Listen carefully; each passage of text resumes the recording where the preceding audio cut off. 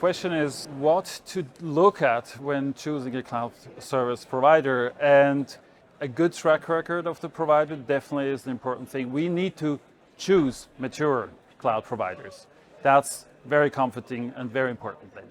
Then we need to be able to have documentation to prove that we are compliant. So a very good documentation is important. And we want to be able to have our information protected. So again, that is the architecture, that's the way how the cloud provider operates. And personally, I would go with a large cloud provider because mostly there we have less personal access by employees of that cloud provider. We have a method of managing the IT infrastructures in a much more abstract, non-personal way.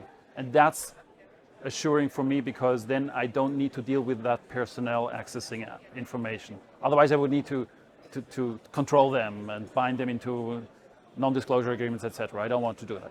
What would I choose if I had to between on-prem services or installation and cloud services? The answer is very short.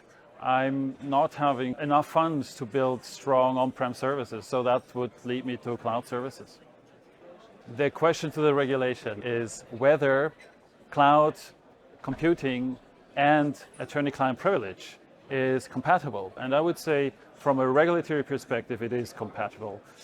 For sure, we can choose and organize cloud computing services in a way that are not breaching our secrecy obligations. However, we always need to take care what our clients want. So we need to disclose to them what we do, and then we need to take into account their expectations. And maybe that leads to a scenario where I go for a hybrid infrastructure so that I can accommodate clients who don't want to see me on a cloud infrastructure, because there's a very, very significant risk. Generally, I'm free as a law firm to organize my own IT infrastructure, but of course that comes at the risk that maybe I lose some clients who don't want to work with me any further, and that's probably why I would choose a hybrid infrastructure.